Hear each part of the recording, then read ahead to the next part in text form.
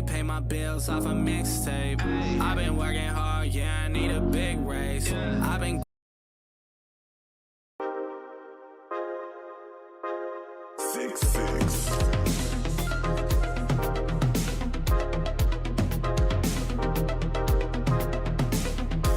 yeah, I'm shining bright, got me feeling like I'm next, so feeling like I'm Curry, how I'm balling on the West Wall.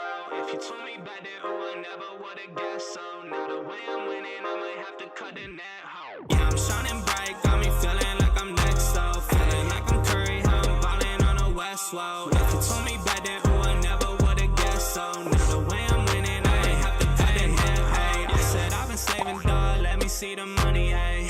Now I'm popping, oh, they looking at me funny, hey. I was in the rain, waiting for these sunny days. Made it through, you can tell me I don't love to say. On my way to that show, told them pipe down, I don't need no hoes. I've been out with my bros, even back then I knew I'd grow. Now I'm knocking down these lows, they ain't keeping up when I switch these flows. They don't want no smoke, can't get hot, I can play so low. I've been trying to get it, told them I'ma run it up. Out all night, so I told them go and fill my cup. Now they texting, but back then they never showed me love. They been hating since day one, dog, you looking sus. Now they switching sides, I can't mess with y'all. I could tell they ain't real, I can't get involved. Ooh, I see them now, when they tryna call.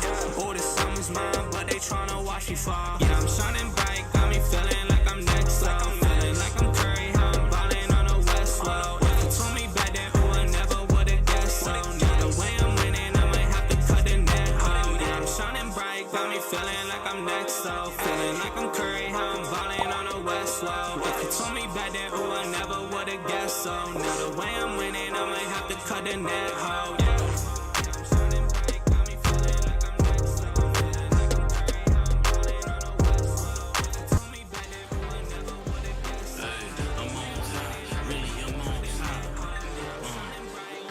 Yeah, whole crew on top, really we on top. Wake up every morning with drive. Been on the grind, know I had to survive. We had to win. Started from the dirt and the rubble. I had to be the needle that was popping your bubble, letting the air out. Walking with a clear route. How we gon' rise today? I'm making mine today. Go make yours. Double back and flip the proceeds. Last year on the corner sipping OE. Had to get off the block. Best friend smoking rock. Best man called the cops. Rose from the city that never sleeps. It's the melting pot. I came through with purpose. I never question if it's worth it, homie. I'm on top. Really, we on top. I'm on top. How we gon' rise today?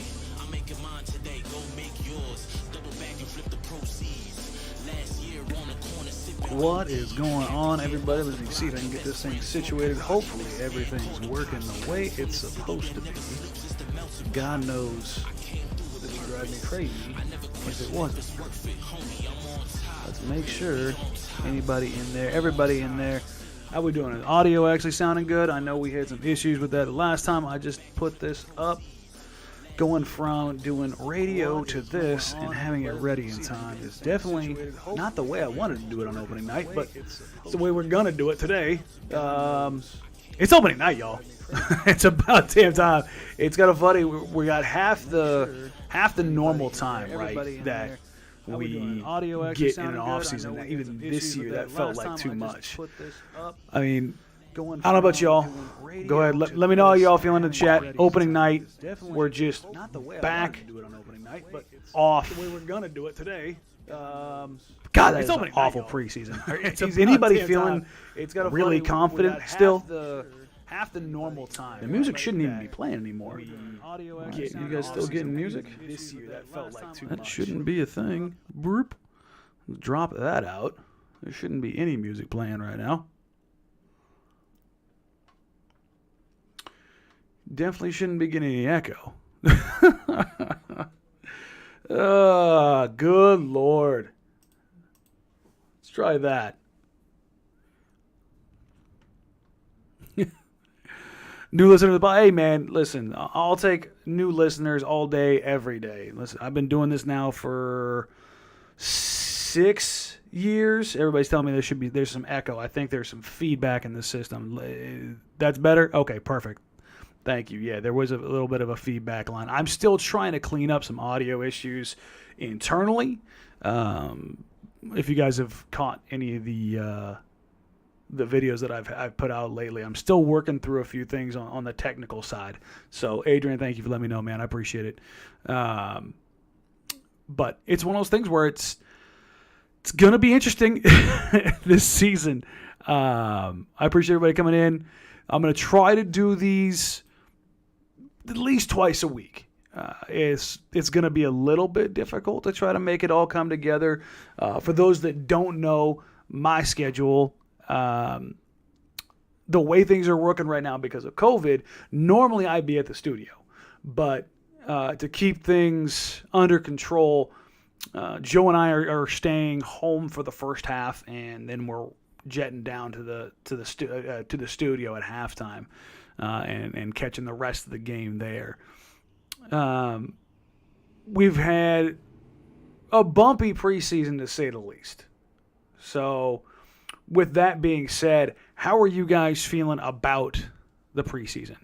Do you post when you were doing things? I was getting on Twitch and saw you were live. I will have a schedule out. I have been slacking at this time of year.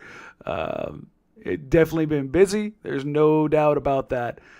But even more so, I have not. Here we go. Get the chat box actually pushed out here. Let's try that one more time. There we go. There will be a schedule eventually. we'll get there. But I want to do these, like I said, a couple times a week. I want to give credit where I saw it, but somebody in the comment section said, hey, people write stuff all the time. They don't actually come back to it, though, and say this, that, or the other. How did it come out? How did it come about? Or how did that prediction look? How did that kind of stuff happen? And more than anything, I think that matters. It's not just about being right. It's not just about, I had this right or this wrong, but it's understand why. Why did this happen? How did this happen? What can we use that question for going forward? Rose City Boy, I didn't like the defensive intensity. I'm nervous about that side. If we're going to go deep in the playoffs, maybe play better defense. There's no doubt about that. So that's going to be the big issue, right, as far as what everybody's concerned with, what everybody's talking about, and rightfully so. Damian Lillard, his offense, between him and Stotts, they'll figure it out. They always will. I have zero doubts that they'll be able to figure it out on that side of the ball. The defensive side, I don't know how good you can really be, even with the right personnel next to Dame and CJ. I think there's a pretty definite ceiling to how effective you can be when you've got a 6'1 guard and a 6'3 guard. I don't think I've really held back on that. I like both those guys. I love Dame, and I think CJ's a great player. I think there's a pretty significant gap between the two, but that's neither here nor there. When we're talking about the defense, shortened year, shortened camp, shortened preseason, COVID, Nurkic not getting in the country until a couple days before camp, him not being ready to go. I don't think people really, truly understand just how much Yusuf Nurkic matters defensively. Like, he is outside of the defensive player of the year types. I don't think there's somebody who matters more for what a team does or doesn't do defensively than Yusuf Nurkic. Like, that's the thing. It's crazy. You know what? This lighting in here is all jacked up. The difference between going from streaming lighting and going to, we're going to go blue light apparently. Let's try that. There we go. The difference between going to Yusuf Nurkic in a drop scheme and him coming up, man, that's a lot to overcome. I'm curious what the defense will look like tonight. So they've said they'll be combining their old scheme and the new scheme for a bit. Honestly, I think that's the right idea. I talked about this on the radio just a little bit ago on Rip City Drive, which Chad doing. And the thing about this proposition, what they're trying to do defensively, it makes sense to be able to change things up, to do things differently, to be more aggressive. The example that I used is the Milwaukee Bucks. The Milwaukee Bucks, they were a defensive nightmare for teams during the regular season because of all of the length and consistency that drop coverage gave them. That's a real thing. Like when you've got Giannis and you've got Brook Lopez and Chris Middleton and you've got athletes like Eric Bledsoe and you've got Wes Matthews, you've got so many guys, just dudes that are smart, heady players, and you're limiting what teams can or can't do, will or won't do. That makes a difference. But there are teams that can absolutely, unequivocally blow those entire schemes out of the water. And Budenholzer's, unwillingness to change those coverages spelled their doom in the playoffs. You throw in the fact that it was the bubble and a team got hot. There's no doubt that's a real thing. But they fell into a trap. There's no doubt about that. There's no doubt about what they did there or didn't do. And I think Terry Stotts and the Trailblazers are right to not just mix it up for the sake of mixing it up, because that never makes sense. But mixing it up and showing different coverages and showing different looks so that a team can't just know, I can do X, Y, and Z and figure it out. Having that flexibility, we've seen it when they've done it against the Rockets and James Harden to get the ball out of his hands.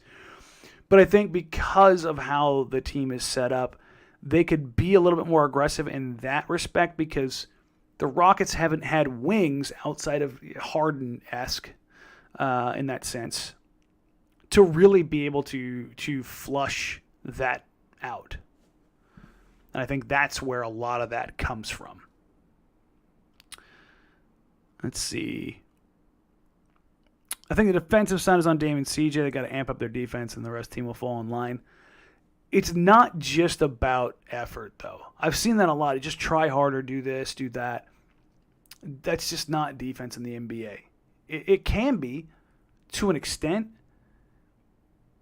but more so, it's about having the length, the IQ, the versatility, the size, the strength, and not having to have the offensive workload. Like, CJ usually leads the league in minutes played and distance covered. It's hard to play defense when you're running that much. That's just the reality.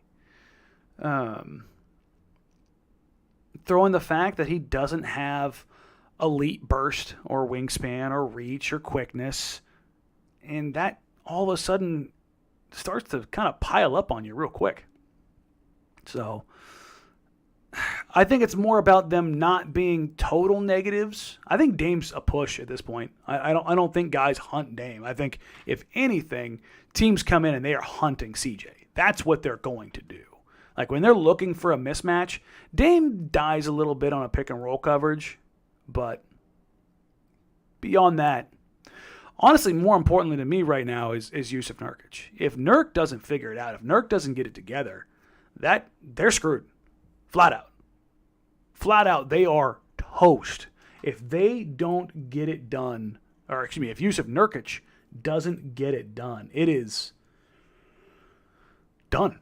I mean, if they don't have that ability to figure that, or with him not there,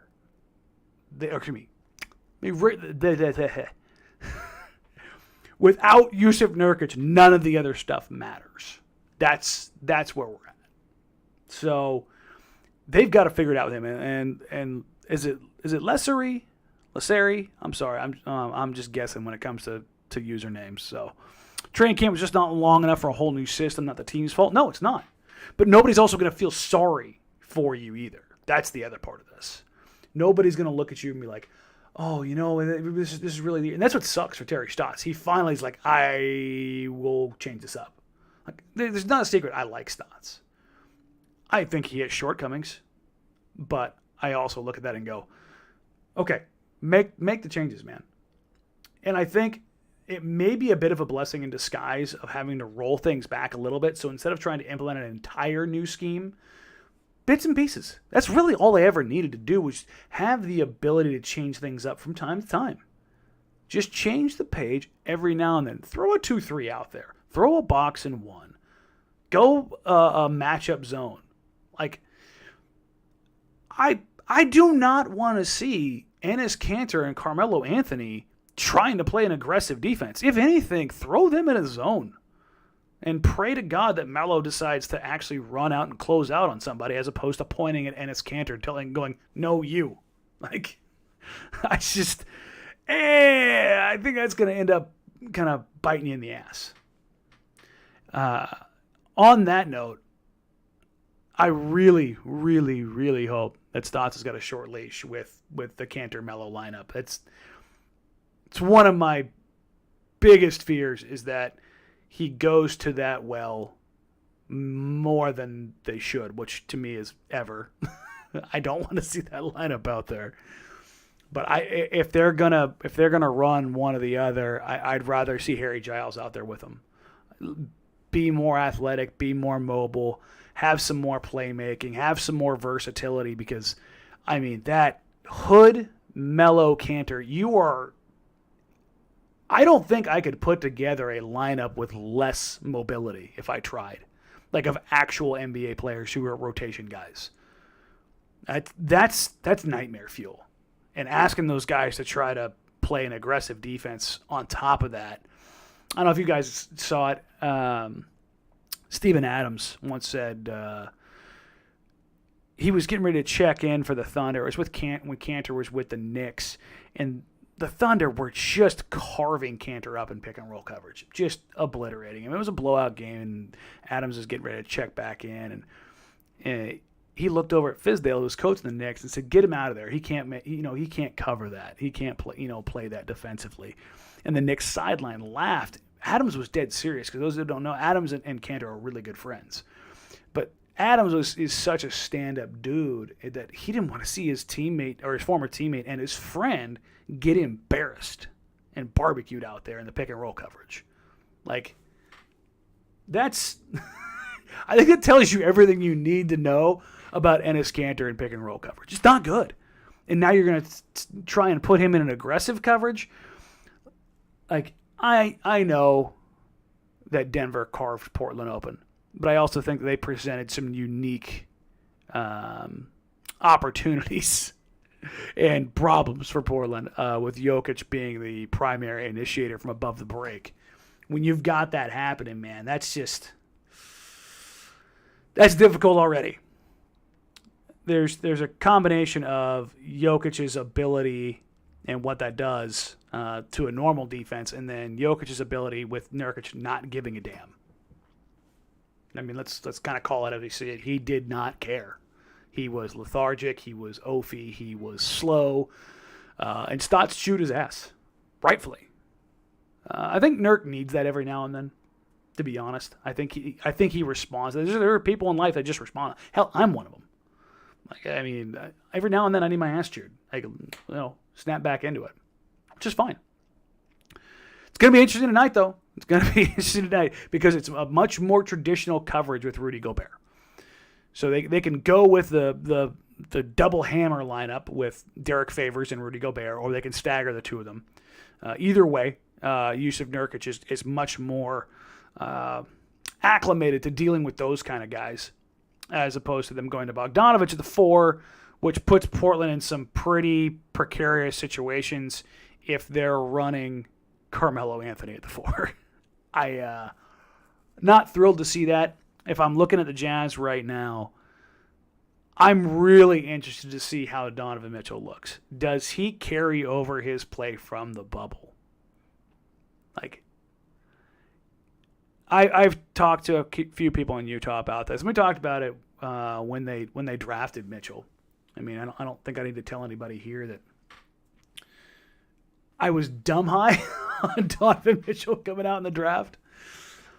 But even then, the comparison that we got from training camp his rookie year was that he was very much like Dame with a little dash of Dwayne Wade. That's a hell of a player.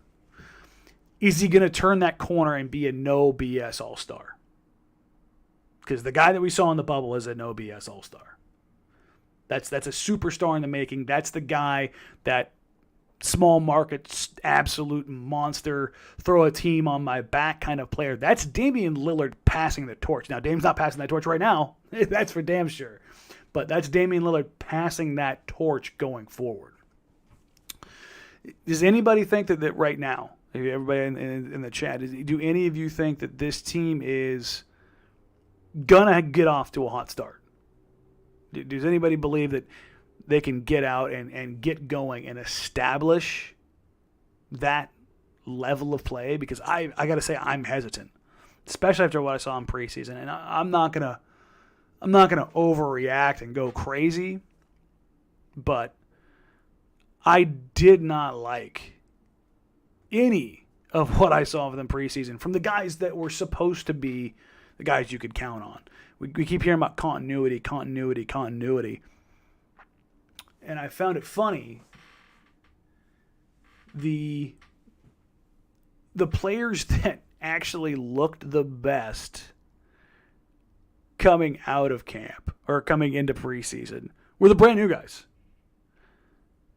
Derek Jones Jr. and Robert Covington. I don't think, for anybody who didn't already see it on the latest episode of the breakdown, talked about what those guys had looked like here in the preseason. And if you haven't, please go check it out for a bit more in depth. But I really loved Covington's playmaking. His ability to make the extra pass, to be decisive. That's the biggest thing. Man, he is just, even if he makes a bad decision, it's decisive. And it's just so nice when you see somebody stopping the ball regularly. Or, I don't want to throw him under the bus, but I'm going to. I hated watching Mo Harkless play. Somebody who should have been so much more impactful, just going through the motions. And watching Covington, you're like, oh, that's what it looks like when somebody gives a crap. And it's just so refreshing to see that. And not just the mentality of like caring, but making the right decision more often than not. Making the extra pass that maybe it doesn't turn into an assist, but it's a hockey assist. Keeps the ball going. It's the pass before the pass. I think that's the kind of thing that is going to be so beneficial. Yeah, his defense matters. There's no doubt about it. But when we're talking about the things that like intrinsically matter to this team, like where you go from a 42-win team in this season to a 45-win team. Like those are the things that matter, those extra plays, those extra possessions, turning a good shot into a great shot, taking a bad play and turning it into an okay play. Like those things around the margins that the Blazers have done well with, but now they do better than well. They do good. They do great even. And then the Derek Jones Jr. signing, I'll be honest, I was not initially thrilled by it. But the more I realized how athletic he is, the more I was like, you know what? I have been screaming and yelling for God knows how long for Portland to get longer, stronger, faster, quicker, more explosive. That dude is that on every level, right? Every single level. And he has done everything that I thought he could do and then some. A transition nightmare, cleaning up from the dunker spot, an opportunistic cutter. Damon CJ, I swear to God, man. Their inability to throw a freaking lob pass is going to kill me. It is going to absolutely drive me insane. That is like, it's such a simple thing, but for the love of God, throw a freaking lob pass that somebody can go get. Like, Derek Jones Jr. is such a stupidly bouncy human being. The fact that you're missing him is wildly frustrating. It's just, man, I don't know. Thank you guys for hanging out. I want to stop and say thank you. I do appreciate it. I just got Adrian, who writes to the site. He's saying, big of you to acknowledge your initial reaction to Derek Jones Jr. I've got Slack open right now for Blazers Edge. I didn't like it. I did not like it. The more I looked at it, though, the more I was like, you know what? It just doesn't make any sense why they would go that way. Okay, we're going to roll back here. What is even the reason an NBA player can't consistently throw good lobs? Listen, man, if I knew, I would be on the phone. This is my theory. Dame and CJ have both gone to small schools where they have been primary ball handlers and primary creators and shooters. I don't think they, especially like Lehigh and Weber State, they didn't grow up. They didn't play with dudes that go to Duke, go to Kentucky, play in these AAU circuits, EYBL, all these kind of things. That I don't think they grew up playing with those kind of dudes, and I've just never developed that passing acumen as far as like tossing lobs all the time. And I kind of started saying it as a joke because I never really saw Dame do it and never really saw him throw them. Listen, Kyle, I ran into Andre Miller at Hoop Summit last year. And like that's my guy. I love Dre, best lob passer of all time. It's just there's just something about it's not just throwing the pass. There is an art to it, like making that eye contact, knowing if underhand, overhand, where to put it, when to put it there. I mean, like Andre could it'd be there. Like he'd just curl something up, throw it up, and it would. It was like, it was just kissed by an angel every time it left his damn hand. Chris Paul's another guy who's just stupidly good at it. But it's such a weird thing, like especially Derek Jones Jr. Not only does Derek have a 50-inch freaking vertical, he's got a 7-foot wingspan. How the hell do you... This is the NFL equivalent of a quarterback missing like prime Calvin Johnson. 6'5", 6'6", catch radius from hell with hands the size of baseball mitts. Like Derek Jones Jr. flying to the rim uncontested and missing him on multiple lobs is just something I will never understand. I cannot wrap my head around it.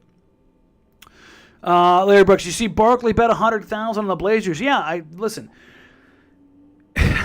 If Barkley wants to give away $100,000, I will give him my address. Barkley, hit up my Venmo. What is my Venmo? I can't even tell you, man. Like, let's see. It may just be at D Meringue, my old Twitter handle. There you go. Charles, at D Meringue, at DMARANG. There you go. Send it to me. Listen, the Blazers have shown they're willing to bring in some guys to do some coaching in Jim Boylan. Bring in Andre Miller and have him come in. But, yeah, Barkley putting that hex on the Blazers was, I mean, it is what it is. That's for damn sure. I'll say this, and we'll get out of here in a little bit because the game's going to get started here in a few minutes. This is it's not a make it or break it game for Portland. It's not. But it's also not a make it or break it game, if that makes sense. It's if they come out here and get steamrolled, people are going to panic, and I think rightfully, because they don't have the time to go out there and fix it immediately. Practice time is limited. After night, they got the next 2 days, and then after that, it's a game every other day for a month until January 27th. Then they get 2 days off, and then it's a game every other day again until that weird All-Star break. that is not a lot of time to correct issues. And if you're not going to get more aggressive defensively, if you're not going to try things a little bit more, what the hell was the point of getting guys like Covington and Derek Jones Jr.?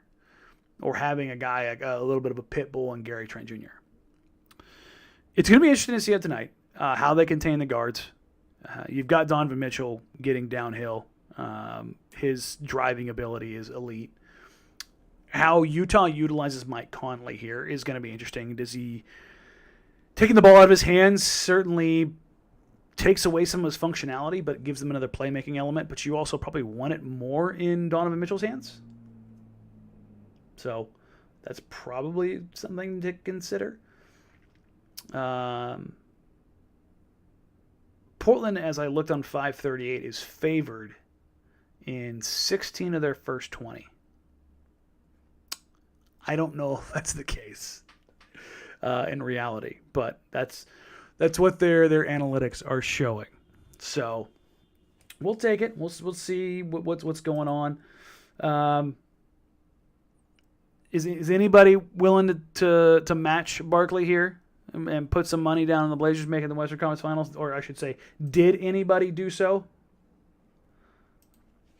I guess is the way I should ask about this. Anybody using your? I'm gonna plug a product here. Anybody using your?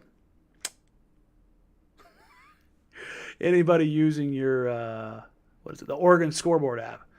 I may use the appropriate sanctioned lottery apps and not the overseas gambling sites that I may have been using for years. That is absolutely perfect. Oh, nothing, guys? You guys just that confident, that comfortable right now? Just you fully believe that the Blazers are going to go out there and handle business? Let's see. Let's see what the live line is now. It's perhaps in Zimbabwean currency. Okay. As long as it's not coming in an email from a Nigerian prince. That's I think that's the big ticker. Let's see. What is the line now?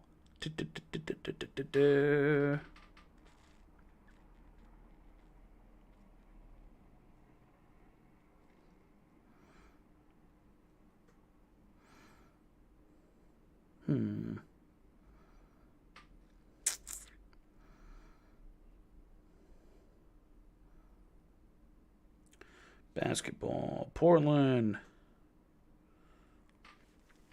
Oh, excuse me. The line has changed. The Jazz are now favored. Interesting. But it's basically a push. It's 1.5. Over under 226. You know what? I actually didn't take a look at what the trend was preseason scoring-wise, if offense was hitting more. Neither a good number. It is what it is. For those that saw, I do hopefully have Harry Giles scheduled for the next podcast. Bit of a scheduling issue to run into. Hopefully we can get him back on. We will have more, or I should say we. I keep saying we. I will have more episodes of the breakdown. I will hope to have more guests on the podcast and on the breakdown, taking a look at whatever we find interesting, fun, different, whatever it may be, and then we'll just kind of go from there. But I will have a schedule up here shortly as far as what I expect to do with this.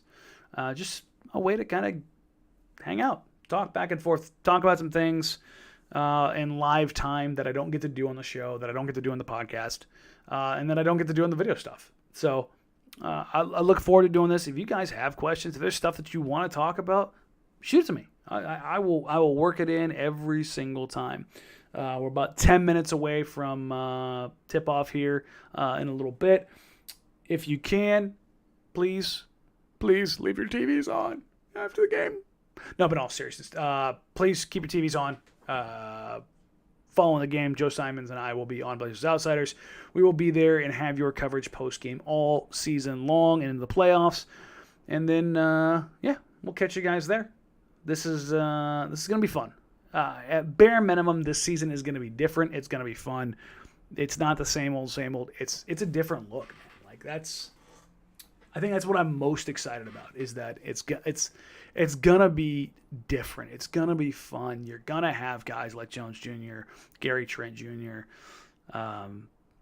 Robert Covington, just giving you different looks, different ways of playing basketball. And man, I'll be honest, I was sick and tired of covering the same team with the same shortcomings and the same problems.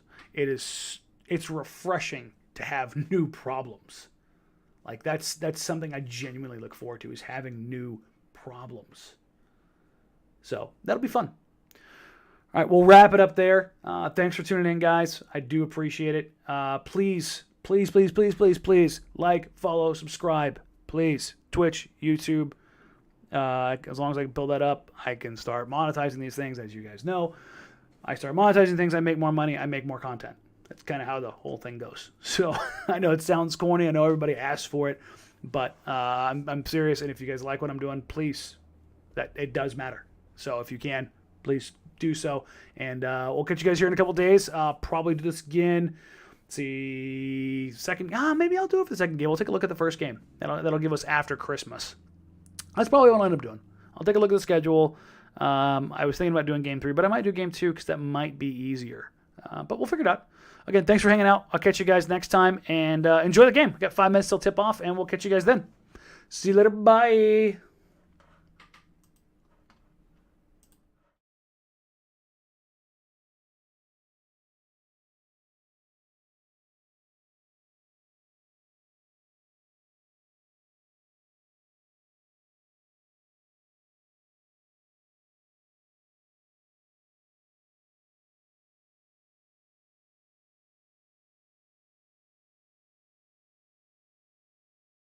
You moving too fast for me. Nobody did it like this, so they wonder, they asking me if I can slow it down, cause it's coming too fast for me. Baby, don't try it, just stop it. You should know that I got options. I be fly like I live in the cockpit. Mess around with the money, get drop kick. Only one in the city to pop quick. Never cared about being your top 10. Got a house in the hills, can you top this? I came from where them boys leave you topless. They get crazy around here in my section. All of my ops get to stepping. Know how long I had prayed for these blessings. Took my L's and turned them to lessons. I go take it, I'm not in the begging. If I'm breaking bread, it's only with the brethren. I need to top, cause that's where I'm headed. Yeah, she want me to lock it down, but I told her to pass the key. You gotta slow it down, girl, you moving too fast for me. Nobody did it like this, so they